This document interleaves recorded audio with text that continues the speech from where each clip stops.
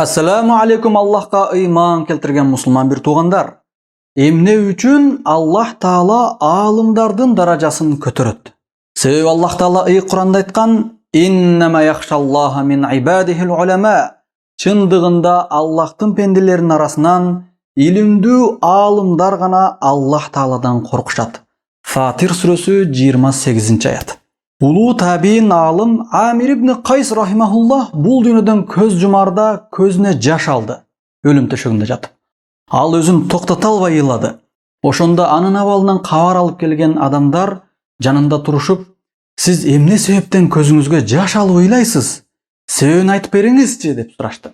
Ошондо ал алым Амир ибн Кайс рахимахуллах мынтип айтты: "Менин бул өксүгүм, кайгыруум өлүмдөн коркуп же мал мүлкүмдөн ажырап калуум үчүн эмес. Мен дүйнө иштери үчүн кайгырып көзүмө жаш алган жокмун. Бирок мен чаңкоого карабай ысык күндөрдө кармала турган орозодон жана кыштын узун түндөрүндөгү таң агарып атканга чейин окула турган түнкү тахажжуд намазынан айрылып жатканыма кайгырып жатамын" дейт. Алымдар Аллахтан чын дилден коркутушан. Мына ушундай деңгээлде такыба болушкан, Аллахтан чын дилден коркушкан. Алар чыныгы такыба инсандар аталган. Өмүрүнүн акырына чейин Аллахтын өкүм буйруктарына моюн сунуп, ар дайым ибадаттарын калтырбай кылып өтүштү. Жана азыркы алымдар да мына ушинтип жүрүшөт. Алар чын ыхлас менен Аллахка ибадат кылуунун түпкү рахатын тапкандыгы себептүү өмүрүнүн аягында мына ушундай рахаттан айрылгысы келбей кайгырып ыйлашты. Алар дүйнөдөн мал мүлкүнөн айрылганына кайгырган жок. Алар кайгырганы мал мүлктөн дагы, дүйнөдөн дагы 1000 эсе, миллион эсе чоң болгон, артык болгон ибадаттын рахатынан, намаз, орозо кармоонун рахатынан айрылып каларынан кыжалат болуп ыйлашты. Куран окуу менен, илим менен алек болуп мусулмандарга жардам берүүдөн, ибадаттарды кыла албай калуудан кайгырышып ыйлады. Мына ушуну балким биз түшүнбөшүбүз мүмкүн. Аны түшүнүшүбүз үчүн биз дагы алар сыяктуу чын дилден Аллахка моюн сунуп ибадат кылышыбыз керек. Адамзаты Аллахтын өкүм буйруктарын окуп үйрөнүп, ага ибадат кылган сайын Аллахка ошончолук жакындайт. Иши жүрүшөт, ийгиликтерге жетет. Аллах ага күч кубат берет. Ар бир иште жеңилдик берет. Аллахка пенде канчалык жакындаса, Аллах ал пендесинин даражасын ошончолук бийик көтөрөт. Өзгөчө ыйман келтирген мусулмандардын арасынан Аллахты тааныган, элге Аллахтын динин жайылткан илимдүү алымдардын даражасын Аллах Таала көтөрөт.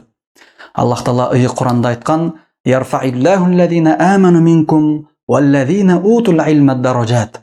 Аллах силердин араңардан ыйман келтиргендердин жана ыймандуулардын арасынан илимдүү алымдардын даражасын көтөрөт. Мужадала сүрөсү 11-аят.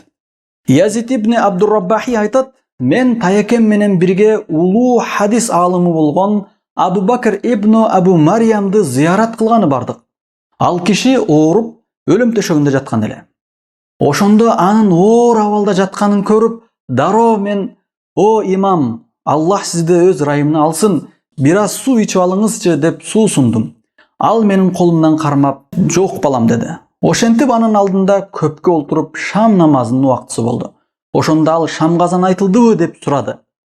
Мен ооба деп ага дароо суу сундум. Ал орозо эле. Ага суу берип анын оозун ачтык. Ооз ачар болуп ал орозосун толуктагандан кийин ал ошол жерден жан берди. Караңыздар, өмүрүнүн акыркы деминде да ал ибадатын кылып өттү.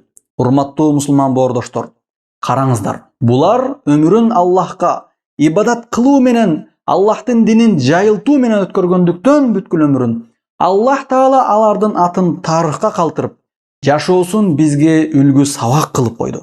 Алар Аллахтан чын дилден корккондуктан аларды адамдар да сыйлаган, баркташкан.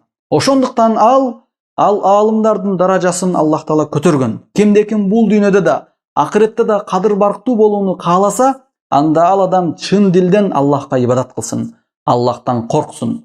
Улуу алымдардын бири Ибн Хусейн айткан: "Сен Аллахтан коркконуңа жараша, адамдар сенден ошончолук айбаттанышат. Аллахты сен жакшы көргөнүңө жараша, адамдар да сени ошончолук жакшы көрүшөт". Аллахка кылган кызматыңа жараша адамдар да сага ошончолук кызмат кылышат, сыйлашат деген. Ошондуктан урматтуу бир туугандар, кимде ким кадыр баркты каалаган болсо, даражасын көтөрүлүүсүн каалаган болсо, анда ал Аллахка жакындасын.